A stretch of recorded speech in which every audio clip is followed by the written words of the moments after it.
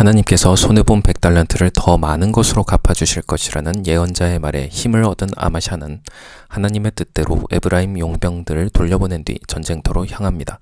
그리고 대승을 거두죠. 비록 에브라임 용병들이 홧김에 저지른 만행으로 피해를 입긴 했지만 어쨌거나 전쟁 자체는 영광의 승리로 장식할 수 있었습니다. 그때 또다시 문제가 발생합니다. 온전한 마음이 없었던 아마샤는 그만 세일 자손의 우상들에게 마음을 빼앗기고 맙니다. 지금 막 하나님의 뜻대로 전쟁터에 나아가 승리를 거뒀는데 곧바로 패배한 적국의 신에게 혹해버린 아마샤. 어떻게 이런 일이 가능하냐고요? 하나님을 향한 온전한 마음이 없으면 다 이렇게 됩니다. 아마샤는 이제 세일의 신들을 섬기게 되었습니다. 엎드려 절하고 분향을 하고 전형적인 종교의 행위로 그는 그의 마음이 세일의 신들에게 있음을 보여줍니다. 그리고 당연한 일이지만 그의 그러한 행동은 하나님을 화나게 만들었습니다. 성경은 하나님의 마음을 진노라는 낱말로 적어두고 있습니다.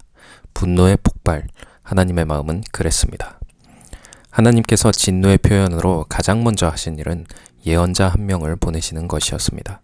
전에 아마샤가 전쟁 준비를 할 때 나타난 예언자도 이름 없는 사람이었는데 이번에도 하나님께서는 이름 없는 예언자 한 사람을 보내셔서 아마샤를 꾸짖기로 하셨습니다. 이 사실을 기억하시기 바랍니다.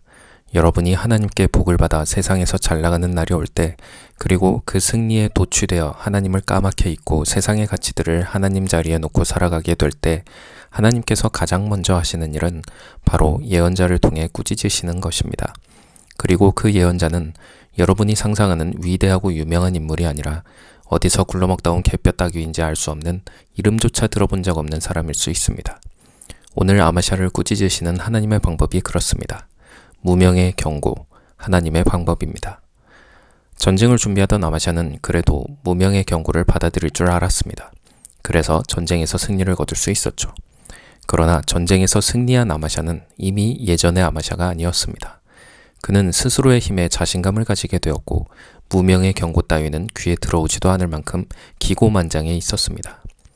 하나님을 버리고 세일의 신들을 섬길 정도이니 제 아무리 하나님의 사람이라고 해도 하찮게 보이는 건 당연했을 겁니다.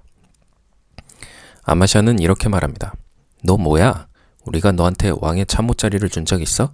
좋은 말로 할 때 입 다물어라. 얻어터지기 싫으면.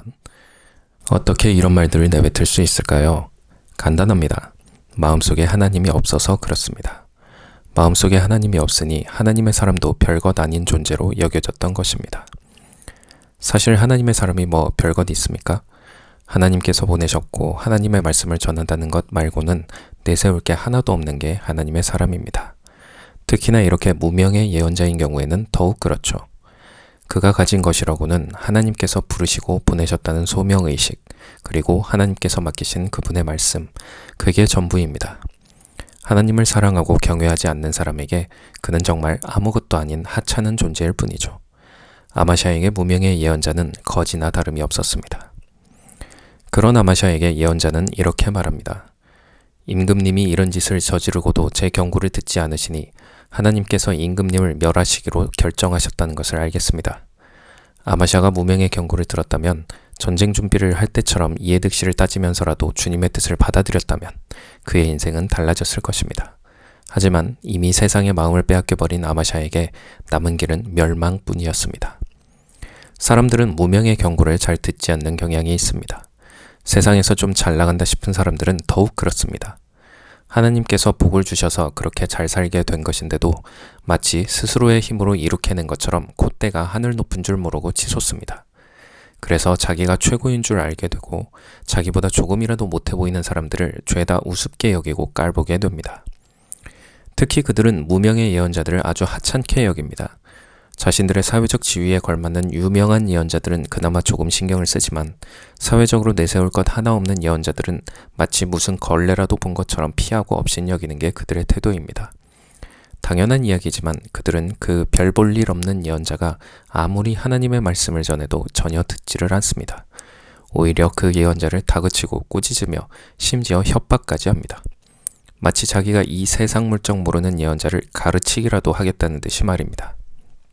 그런 사람들을 볼 때 우리 무명의 예언자들은 이렇게 생각합니다. 이 사람 마음속에는 하나님이 안 계시구나.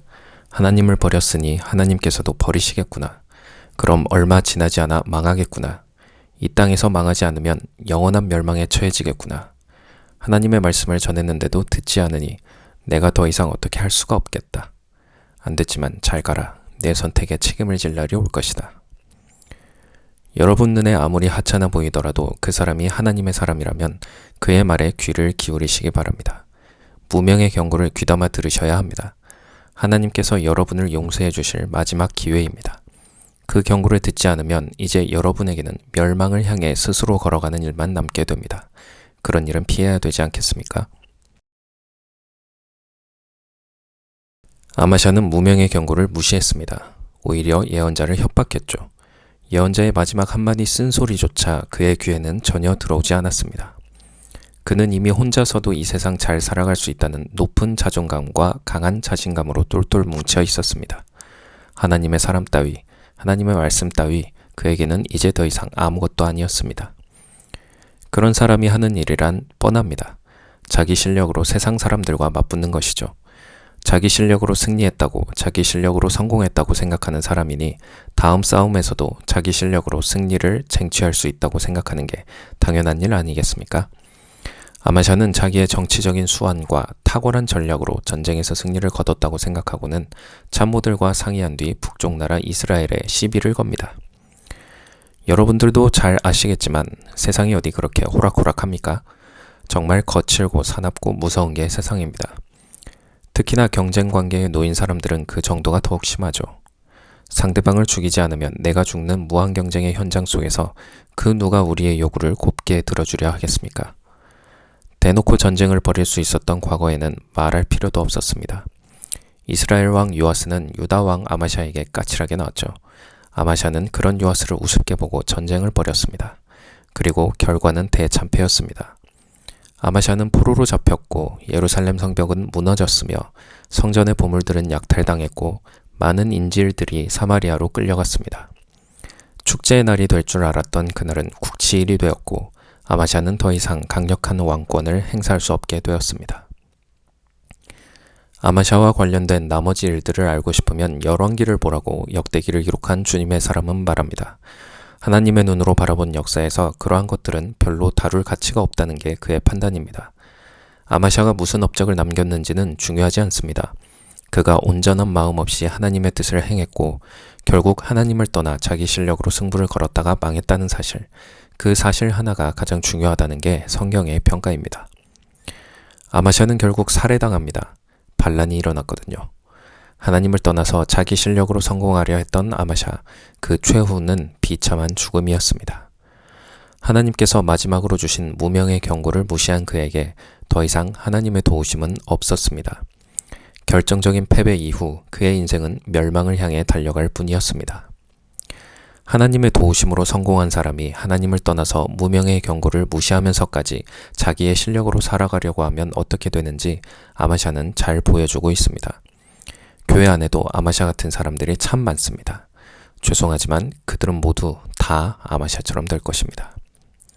혹 여러분 가까이에 아마샤 같은 사람이 있습니까? 오늘 이 시간 그를 위해 기도하시기 바랍니다. 자기가 좀 잘 나간다고 하나님의 사람이 하는 말을 무시하고 자기 실력으로 어떻게 해보려는 사람, 그 사람을 위해 기도하시기 바랍니다. 하나님께서 여러분의 기도를 들어주시기를, 그래서 그 사람이 다시 주님 앞으로 돌아오기를 간절히 바랍니다.